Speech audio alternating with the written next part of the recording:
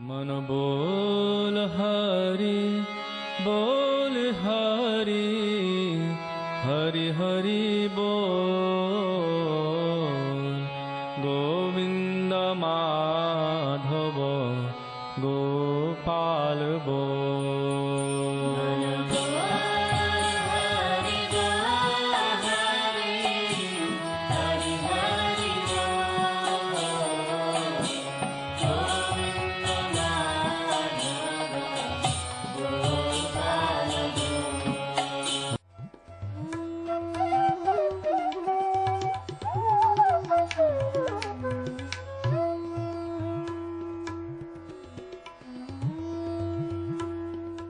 ओम विष्णुपाद अष्टोत्तर शत श्री श्रीमद् भक्ति वेदांत नारायण गोस्वामी महाराज जी का शुभ आविर्भाव सन 1921 में बिहार के बक्सर जिले में मौनी अमावस्या के दिन अर्धरात्रि में हुआ था।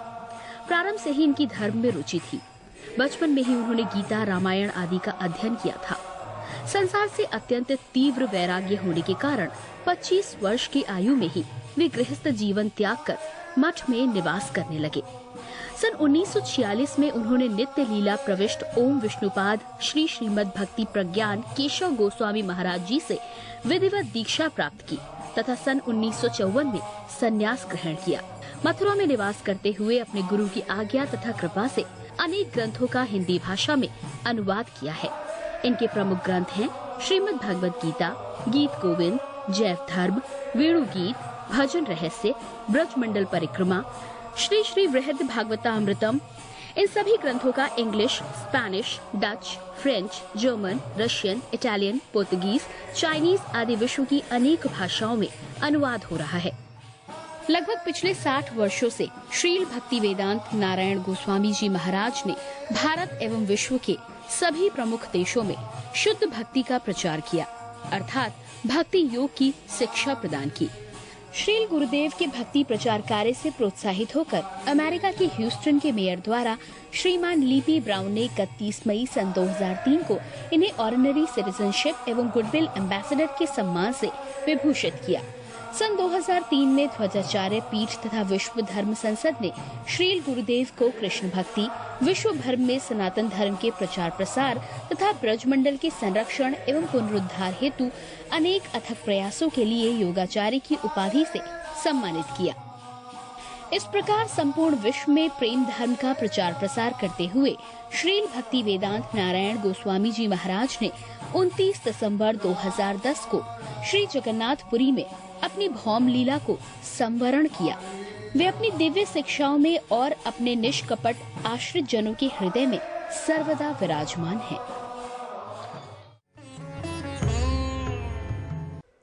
सबसे पहले मैं अपने गुरुदेव नित्य लीला प्रविष्ट ओम विष्णुपाद अष्टोत्तर शत परिवर्जिकाचार्य श्री श्रीमद् भक्ति वेदांत नारायण गोस्वामी महाराज जी के चरणों में प्रणाम करता हूँ। नित्य लीला प्रविष्ट ओम विष्णुपाद अष्टोत्तर शत परिवर्जिकाचार्य श्री श्रीमद् भक्ति वेदांत स्वामी शिला प्रभुपाद के चरणों में प्रणाम करता हूँ। अपने परम गुरुदेव नित्य लीला प्रविष्ट ओम विष्णुपाद अष्टोत्तर शत परिवर्जिकाचार्य श्री श्रीमद् भक्ति प्रज्ञान केशव गोस्वामी महाराज जी के चरणों में प्रणाम करता हूँ।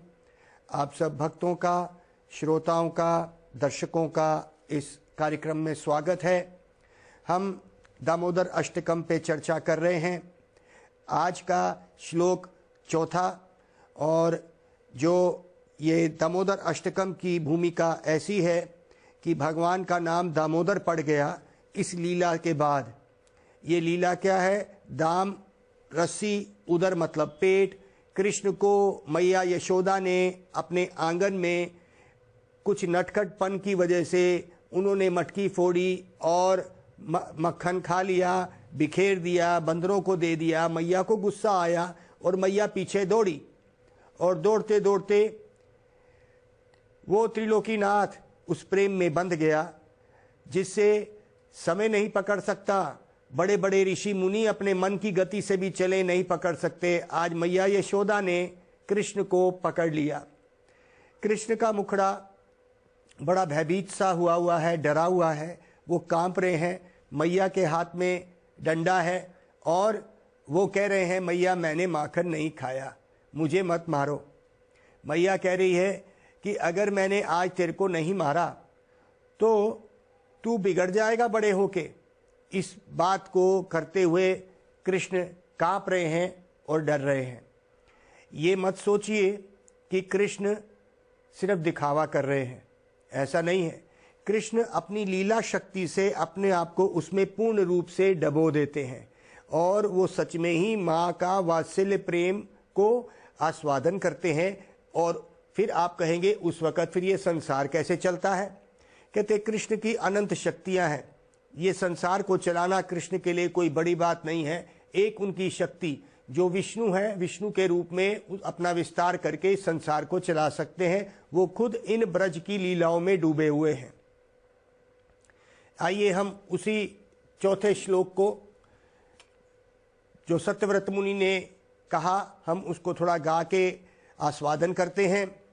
वरम देव मोक्षाम न मोक्षाम वदीम न चान्य वरम देव मोक्षाम न मोक्षाम वदीम न चान्य वीरेण वरेशादपीहा ईदन्तेव पूर्णथ गोपाल बालम सदा में मनस्य वीरास्तम की मान्य, सदा में मनस्य वीरास्तम की मान्य।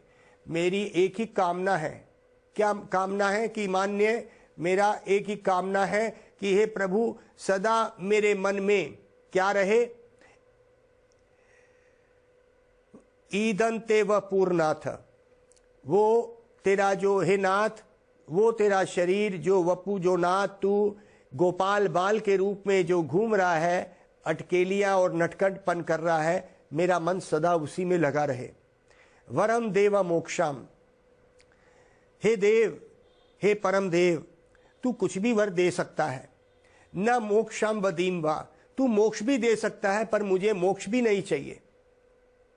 इस संसार के जन्म मृत्यु के बंधन से मुझे छुटकारा नहीं चाहिए। और छुटकारे को तो बात दूर रही, मुझे वैकुंठ धाम भी नहीं चाहिए। वहां पे स्वयं विष्णु लक्ष्मी विराजमान है ऐश्वर्य स्वरूप में, मुझे उस ऐश्वर्य में भी नहीं घुसना। तो कहाँ जाना है भाई? न चान्य, ये मेरी चाहत नहीं है कि मैं ये सब मांगूं। हालांकि हे प्रभु क्या तेरी लीला है, दुनिया को तेरी माया ने बांध दिया है। ये तमोगुण की रस्सी, ये सत्वगुण की रस्सी और ये रजोगुण की रस्सी, अर्थात एक व्यक्ति रजोगुण में कैसे बनता है, मैं और मेरा करता हुआ उस रस्सी में बंधा हुआ इस संसार में आता है और मैं और मेरा करता हुआ चले जाता है, ये रजोगुण की रस्सी है। दूसरों की थोड़ी भलाई करता हुआ अपना नाम चाहता हुआ ये सत्वगुण की रस्सी है, अस्पताल बनाना और अपना नाम कमाना। तमोगुण की रस्सी है भूल जाना इस संसार के भोग विलास में, शराब मद मदिरापान स्त्री संग, इसमें भूल जाना, ये है तमोगुण की रस्सी। प्रभु क्या तेरी लीला है, रस्सियों से बांधा हुआ है तीन तरह की तूने इस संसार को, और तू खुद भी बंध गया। अरे प्रभु तू बंध गया, ये तेरी कैसी लीला है। ज्ञानी लोग इसको नहीं समझ पा सकते, ये सिर्फ भक्त लोग ही समझ पा सकते हैं। इसीलिए भक्त लोग मोक्ष भी नहीं चाहते, क्योंकि वो ऐसी लीलाओं को समझ गए कि अब उनको मोक्ष भी नहीं चाहिए। अर्थात अपने शरीर का जो जन्म मृत्यु का आवागमन का चक्कर है, वो कहते हैं प्रभु हम आते रहे इस संसार में, लेकिन तेरे स्मरण से हम दूर ना हो, तेरे भक्तों से दूर ना हो। तो कहते हैं मुझे ऐसा वर दे, मोक्षाम वदीम वा, मुझे मोक्ष भी नहीं चाहिए। हमारे कृष्ण करणामृत में हमारे भिलवा मंगल ठाकुर कृष्ण करणामृत में क्या लिखते हैं? भक्ति स्त्यायी स्थिर तीरा भगवान यदिसियत देवे नाना फलाति दिव्य किशोर मूर्ति मुक्ति स्वयं मुकुलतांजलि सेवते अस्मान धर्मात् सामया प्रतीक्षा मुक्ति स्वयं मुकुलतांजलि सेवते अस्मान धर्मार्थ कामया सामया प्रतीक्षा। क्या बोल रहे हैं देखिए, भक्ति स्त्यायी, जब से हे प्रभु मैं तेरी भक्ति करनी शुरू करी, स्थाई स्थिर तीरा, स्थिर रूप से तेरी भक्ति में मैं लग गया। भगवान यदि सियत, अगर कोई लग जाए, देवे नाना फलाती, उस भक्ति का दिव्य फल क्या है? देवे नाना फलाती दिव्य किशोर मूर्ति, कृष्ण राधा की जो किशोर मूर्ति है, राधा कृष्ण की लीला की जो मूर्ति किशोर मूर्ति है, वो मेरे सामने आ जाएगी अगर मैंने स्थिर रूप से भक्ति करी। मुक्ति स्वयं मुकुलतांजलि, कहते हैं फिर मुक्ति देवी भी सामने खड़े होके, भक्त के द्वार पे खड़ी होके मुकुलतांजलि, अपने हाथ जोड़ के भीख मांगती है कि हे प्रभु, हे वैष्णव, मेरे को कृपा कब दोगे? मैं आपकी सेवा कब करूंगी? मैं आपको मुक्ति देना चाहती हूं। भक्त के दरवाजे पे मुक्ति खड़ी है। मुक्ति स्वयं मुकुलतांजलि सेवते अस्मान, वो सेवा करने के लिए मुक्ति खड़ी है कि मैं तेरे को मुक्ति दे देती हूं। लेकिन भक्त जो है भगवान के उस युगल किशोर की मूर्ति में डूबा रहता है, उन लीलाओं में डूबा रहता है। वो मुक्ति भी खड़ी रहती है, उसको सेवा नहीं मिलती। धर्मार्थ सामया प्रतीक्षा, और धर्म स्वयं, धर्म साक्षात धर्म उनकी सेवा के लिए खड़े हैं। मुक्ति खड़ी है, प्रतीक्षा कर रहे हैं कि कब ये भक्त हमें कोई ऐसा उपदेश दे कि हम इनकी सेवा कर पाए। तो ये कौन कह रहे हैं? भिलवा मंगल ठाकुर कह रहे हैं। इसीलिए यहाँ पे उसी परंपरा में चलते हुए हमारे सत्यव्रत मुनि कह रहे हैं कि हे प्रभु, मुझे मोक्ष नहीं चाहिए, भक्तों को मोक्ष नहीं चाहिए। भक्त इन लीलाओं में डूबना चाहते हैं। मोक्ष तो एक बहुत छोटी सी चीज है जो उनके द्वार पे खड़ी हुई भीख मांगती है और कहती है कि मेरी सेवा ले लो। भक्त को जन्म मृत्यु से कोई डर नहीं है। तो यहां पे कहा वरम देवा मोक्षाम न मोक्षाम बदीम वा, मुझे मोक्ष नहीं चाहिए, न चान्य वरहेणा वरेशाद अपीहा, और वैकुंठ धाम भी नहीं चाहिए जहां पे लक्ष्मी नारायण साक्षात हैं। तो क्या चाहिए? सदा मेरा मन। ये मन की स्थिति हमसे अलग है भाई। हम सोचते हैं कि हम मन है, मन आज कुछ बात करता है, कल कुछ बात करता है। ये मन के पीछे हम इस संसार में पागल हुए रहते हैं। तो देखिए हमारे भगवत गीता में भी इस बात का बखान हुआ। इंद्रियानी परानी अहूर, इंद्रेभ्य परा मना, मनसास परा तू बुद्धि, यो बुद्धे परातास तू सह। भगवत गीता उसमें क्या बोला? सबसे पहले ये 5 तत्व हैं, पृथ्वी, जल, वायु, आकाश और अग्नि। उसके ऊपर आता है ये इंद्रियां। उन 5 तत्व से ये शरीर बना, ये इंद्रियां बनी। इस इंद्रियों के ऊपर होता है मन, मन के ऊपर आती है बुद्धि, और बुद्धि के यो परतास्तु सह, बुद्धि के ऊपर आत्मा बैठी है। हम अपने आप को मन समझ रहे हैं। मन कभी हमारा कुछ कहेगा, कभी कुछ। मन और आत्मा में अंतर है। इसीलिए रघुनाथ दास गोस्वामी अपनी मन शिक्षा में मन को शिक्षा दे रहे हैं। क्या कहते हैं? असदवार्ता वेश्या विसर्जा मति सर्वस्व हरणी, कथा मुक्ति व्याग्रह न शरणु सर्व आत्म गिलिनी, अपि त्यक्त्वा लक्ष्मीपति वितो व्योम नयनी, ब्रजे राधा कृष्ण स्वरति दो भज मना। रघुनाथ दास गोस्वामी बड़े सुंदर रूप में मन को शिक्षा दे रहे हैं, क्योंकि यहाँ पे प्रार्थना करी जा रही है सत्यव्रत मुनि से कि हे प्रभु, सदा मेरा मन तेरी उन लीलाओं में, खासकर गोपाल बाल की जो लीलाएं चल रही हैं यशोदा माँ के आंगन में, उन लीलाओं में मेरा मन हमेशा लगे रहे। मुझे नहीं चाहिए विधिम वा मोक्षा विधिम वा, मोक्ष की जो पराकाष्ठा, सबसे ऊंची स्थिति वैकुंठ धाम, वहां भी नहीं जाना मुझे, वैकुंठ भी नहीं जाना। वैकुंठ, कुंठ मतलब जन्म मृत्यु बुढ़ापा बीमारी, जो मुश्किलें हैं, जो कुंठ है, उससे भी मुझे मुक्ति नहीं चाहिए। वैकुंठ जहां पे ये सब चीजें नहीं है, भगवान के धाम में, वैकुंठ लोक में, विष्णु लोक में जन्म मृत्यु बुढ़ापा बीमारी नहीं है, मुझे वो भी, इससे भी छुटकारा नहीं चाहिए प्रभु।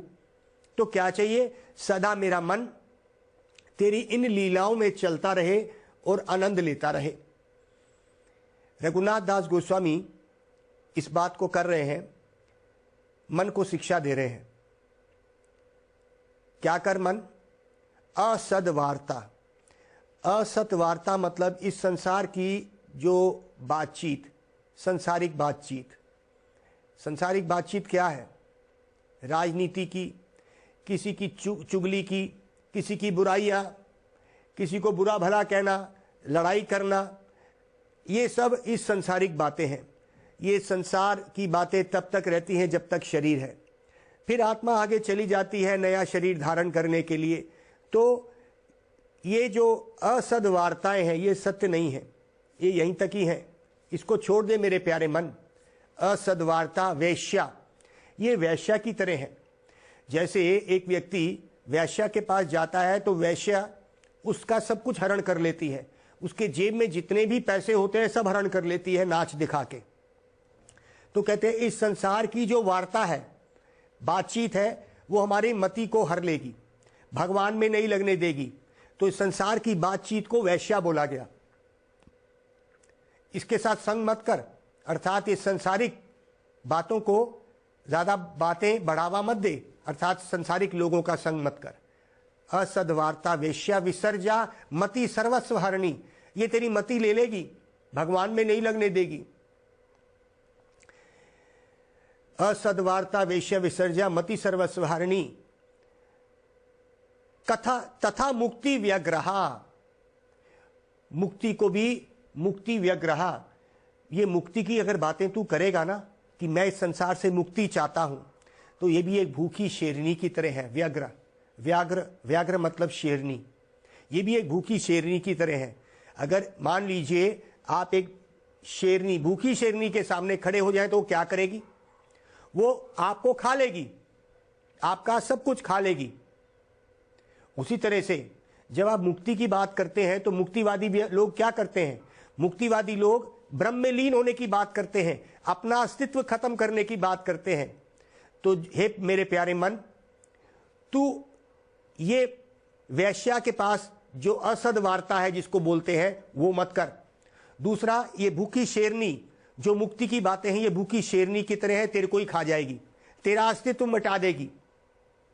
अपि त्यक्त्वा लक्ष्मीपति वितो व्योम नयनी, कहते हैं और त्याग दे लक्ष्मीपति, अर्थात लक्ष्मी नारायण की बात करनी भी छोड़ दे मेरे प्यारे मन। ओह, तो तू कैसा धार्मिक व्यक्ति है? कहते हैं ये रस की बात है, ये रसिक लोग ही जानते हैं कि लक्ष्मी नारायण की जो सेवा है वो तुम्हें कहां तक लेके जाएगी? वो वैकुंठ धाम तक ले जाएगी, जहां पे विष्णु जो है अपने ऐश्वर्य में लक्ष्मी जी के साथ खड़े हैं। क्या विष्णु को कभी बांध सका कोई? विष्णु को कोई बांध सका? नहीं। विष्णु तो चार हाथ में शंख चक्र गदा पद्म लेके खड़े हैं, कोई नहीं बांध सका उनको। लेकिन उनके मूल अर्थात कृष्ण, जहां से विष्णु आए हैं, उनको मैया यशोदा ने बांध दिया। भाई, ये प्रेम की बात है, ये प्रेम की लीलाएं ब्रज में चलती हैं। इसीलिए कहते हैं मेरे प्यारे मन, तू ये लक्ष्मीपति वितो व्योम नयनी, तो ये लक्ष्मीपति अर्थात वैकुंठ की बातें भी छोड़ दे। उसी बात को लेके यहां पे सत्यव्रत मुनि कह रहे हैं, जो रघुनाथ दास गोस्वामी ने कही। रघुनाथ दास गोस्वामी ने कहा कि ये तीन बातें छोड़ दे मेरे प्यारे मन। पहला, असद वार्ता, इस संसार की भौतिक बातें जो तेरी मति को हर लेगी। दूसरा, भूखी शेरनी, जिसको कहते हैं मुक्ति की बातें। भूखी शेरनी के सामने भूखी शेरनी सब कुछ हर लेगी। जो व्यक्ति मुक्ति की बातें करता है वो अपना अस्तित्व भी भूल जाना चाहता है, क्योंकि वो संसार से दुखी है, शरीर से दुखी है। लेकिन आत्मा को अपना अस्तित्व रखना है। भगवान से प्रेम करने के लिए, भक्ति को बनाने के लिए आत्मा का स्वरूप होता है। आत्मा और भगवान का संबंध है। जब तक ये नित्य संबंध नहीं रहेगा, अलग नहीं रहेंगे, तो भक्ति कहां से होगी? तो मुक्तिवादी लोग तो भक्ति भी भूलना चाहते हैं, जो बात ठीक नहीं है। इसलिए कहते हैं ये भूखी शेरनी की तरह खा जाएगी। तीसरा, ब्रज के लक्ष्मीपति वितो व्योम नयनी, वैकुंठ के लक्ष्मीपति लक्ष्मी नारायण की बात भी करनी छोड़ दे भाई मेरे प्यारे मन, क्योंकि ये तेरे को ऐश्वर्य धाम तक ले जाएगी, जहां पे विष्णु मक्खन नहीं चुराते। स्वयं कृष्ण ही मक्खन चुराते हैं और बंध जाते हैं। यहां पे विष्णु गैया चराने नहीं जाते। तो कहते हैं कि अगर उन माधुरी लीलाओं में प्रवेश करना है तो उस ब्रजे राधा कृष्णा स्वरति मति ध्यो भज मना, मेरे प्यारे मन, इसलिए तू ब्रज के राधा कृष्ण का भजन कर। इसलिए चौथी चीज क्या बोली, यही इस श्लोक का मतलब है। वरम देवा मोक्षाम, मुझे वर नहीं चाहिए मोक्ष का, क्योंकि वो क्या है, भूखी शेरनी है, मेरा अस्तित्व ही मिटा देगी। वरम देवा मोक्षाम न मोक्षाम विधिम वा, मोक्ष विधि क्या है, मोक्ष की सबसे ऊपर स्थिति वैकुंठ लोक में भी नहीं जाना मुझे। न चान्य वरहेणा, मेरे को नहीं चाहिए वरेशाद अपीहा, मुझे वरों का सबसे ऊपर वर भी नहीं चाहिए। ईदन ते व पूर्णाथा गोपाल बालम, मुझे प्रभु वो तेरा बाल गोपाल रूप जिसमें तेरे को मक्खन चुराया हुआ, थोड़ा मुंह पे लगा हुआ और थोड़ा हाथों में लगा हुआ, ऐसा रूप दिखता रहे और तू मैया से आगे भागता रहे, मैया तेरे को प्रेम से बांधती रहे, ऐसे मेरा मन चलता रहे। ये दामोदर अष्टकम है। जैसे जैसे हमारा इनमें प्रवेश होगा, ये प्रवेश कैसे होता है इन लीलाओं में, तब हमारा मन जब इसमें लग जाएगा, इन लीलाओं में पूर्ण रूप से आकर्षित हो जाएगा, तो क्या होगा, हमारा मन जो है शुद्ध हो जाएगा और हम भगवान के स्मरण करते करते भगवान के धाम चले जाएंगे। यहाँ पे हमारे वृत्रासुर की कुछ प्रार्थनाएं हैं जो मैं यहाँ पे करना चाहता हूँ। वृत्रासुर भी इसी बात को कर रहे हैं। वृत्रासुर क्या कहते हैं, न नाक प्रेष्ठम न च परमेष्टेयम न योग सिद्धि न रसाधिपत्यम न सर्वभौमम अपुनर्भवन्वा समंजस्यत्वा विरह कांक्षा। हे प्रभु, वृत्रासुर का एक कथा चल रही है, इंद्र के साथ उसकी लड़ाई चल रही है। इंद्र के साथ भगवान विष्णु है और वृत्रासुर जानता है, वृत्रासुर भक्त है। वृत्रासुर ने ये देखा कि उसकी मौत निश्चित है। उसने, ये एक बहुत लंबा प्रसंग है, लेकिन वृत्रासुर मरने से पहले क्या प्रार्थना करता है, ये बड़ी सुंदर प्रार्थना है। गुरुदेव भी इसको करा करते थे। कहते न नाक प्रेष्ठम, मुझे नहीं चाहिए प्रेष्ठम मतलब स्वर्ग लोक, न च परमेष्ठेयम, स्वर्ग से ऊपर ब्रह्मलोक जहां पे ब्रह्मा जी हैं, मुझे वो भी नहीं चाहिए। न नाक प्रेष्ठम न च परमेष्ठेयम न योग सिद्धि, मेरे को योग सिद्धियां नहीं चाहिए। अष्टांग योग करते करते एक व्यक्ति के पास बहुत सिद्धियां आ जाती हैं और वो सबसे शक्तिशाली हो जाता है, मुझे वो भी नहीं चाहिए। न योग सिद्धि न रसाधिपत्यम, रसाताल का मुझे राजा भी नहीं बनना, ना मुझे ब्रह्मलोक का ब्रह्मा बनना है और ना इस संसार का अधिपत्य बनना है, राजा बनना है। न सर्वभौमम अपुनर्भवन्वा, और ना मुझे इस संसार के आवागमन चक्कर से मोक्ष चाहिए। मैं आता रहूं प्रभु, कोई बात नहीं, मेरा जन्म मृत्यु बना रहे, लेकिन किसी भक्त के घर में दियो ताकि मैं तेरा नाम सुन सकूं, ताकि मैं तेरी उन लीलाओं को स्मरण कर सकूं और उसमें डूबा रहूं। न नाक प्रेष्ठम न च परमेष्ठेयम न सर्वभौमम न पुनर्भवन्वा समंजस्यत्वा विरह कांक्षा। मेरी एक ही आकांक्षा है कि मैं तेरा हमेशा स्मरण करता रहूं और उन लीलाओं में मैं डूब जाऊं। तो भाई, इन लीलाओं में डूबेंगे कैसे? हमारे रूप गोस्वामी इस बारे में बोलते हैं। तो हमें ना मोक्ष चाहिए, ना हमें जन्म मृत्यु के बंधन से छुटकारा चाहिए, ना हमें वैकुंठ लोक चाहिए, तो हमें क्या चाहिए? अरे भाई, वैकुंठ लोक से ऊपर गोलोक वृंदावन है, जहां पे कृष्ण क्या कर रहे हैं? उन लीलाओं में डूब गए हैं। हम इस संसार की झूठी लीलाओं में डूब जाते हैं। हम मां के प्रेम में डूबना चाहते थे, लेकिन ना डूब पाए। अकेले आए हैं, अकेले जाना है। माँ बाप के प्रेम में डूबना चाहते थे, परिवार के प्रेम में डूबना चाहते हैं। एक दिन सब छूट जाएगा, यहाँ तक कि शरीर भी छूट जाएगा। हम प्रेम से बंधना तो चाहते हैं, हमें असली प्रेम नजर नहीं आया। तो यहाँ पे कहते हैं, हमारे रूप गोस्वामी कह रहे हैं, तन्नाम रूप चरितादि स्मृत्यो क्रमेण रसना मनसी नयज्यो तदानुगामी जनानुरागी कालम नय दखिलम उपदेश सारम। रूप गोस्वामी, 6 गोस्वामियों में से एक गोस्वामी रूप गोस्वामी, उन्होंने उपदेशामृत में क्या कहा, उन्होंने एक छोटा ग्रंथ लिखा, उसमें कहा तन्नाम रूप, उसका नाम, उसका रूप, उसकी लीला, उसके गुण, स्मृत्यो स्मरण करो, स्मृत्यो क्रमेण रसना, इस रसना अर्थात जीव पे ऊपर उन लीलाओं का स्मरण और उनको बोलो। मनसा नियज्यो, अपने मन को इनमें लगाओ, यही तो सत्यव्रत मुनि कह रहे हैं, उन लीलाओं को अपने मन में लाओ। और कैसे लाओगे? तदानुगामी जनानुरागी, ऐसे संत का दर्शन, ऐसे संत का अनुगत्य, अर्थात ऐसे संत के पास जाओ जो इन लीलाओं में डूबा हुआ है, और वो ही तुम्हें इन लीलाओं में डबो सकता है, क्योंकि उसके पास है। इसीलिए यहाँ पे उपदेश दिया उन्होंने कि अगर अपने मन को सच में ही सत्यव्रत मुनि जैसे तुम उन गोपाल बाल के उस रस को, जो ब्रज का रस है, जो वृंदावन का है, जो वैकुंठ में भी नहीं है, जो लक्ष्मीपति के पास भी नहीं है, जो ब्रज के बाहर नहीं है, वहां पे अगर जाना चाहते हो तो रूप गोस्वामी कह रहे हैं तो क्या करना चाहिए? तो हमें ऐसे गोपाल बाल के रूप को रखने के लिए ऐसे रसिक, ऐसे ब्रज के किसी रस भरे हुए संत के पास जाना पड़ेगा जो उनमें डूबा हुआ है। तदानुगामी, उनके अनुगत्य में जाओ, उनको फॉलो करो, अनुगत्य मतलब उनको फॉलो करो। जनानुरागी, ऐसा अनुरागी जो ऐसे भावों में, उन लीलाओं में डूबा हुआ है। जनानुरागी कालम नए दखिलम, अपने समय को इस तरह व्यतीत करो। यही मनुष्य जीवन का उद्देश्य है, यही मनुष्य जीवन का लक्ष्य होना चाहिए, नहीं तो मनुष्य जीवन बेकार हो गया। दुर्लभम मनुष्य जन्म देही नाम क्षण भंगुरा, तत्रापि दुर्लभम मान्ये वैकुंठ प्रिय दर्शनम।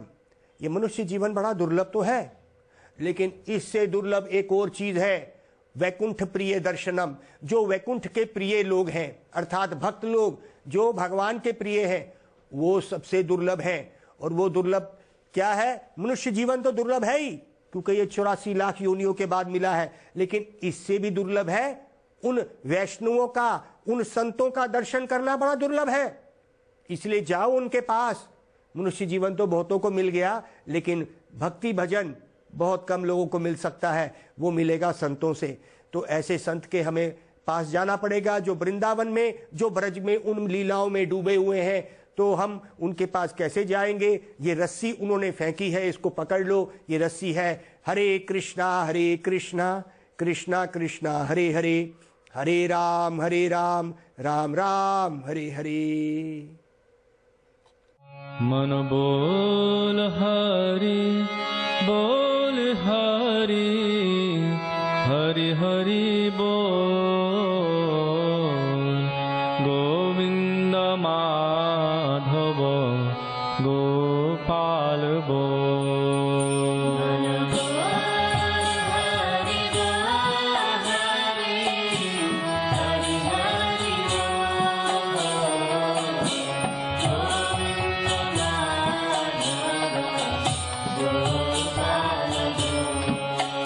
मन बोल हरि बोल हरि, हरि हरि बोल। गोविंद माधव गोपाल बोल। मनेर आनंदे ओ भाई बोलो हरि बोल।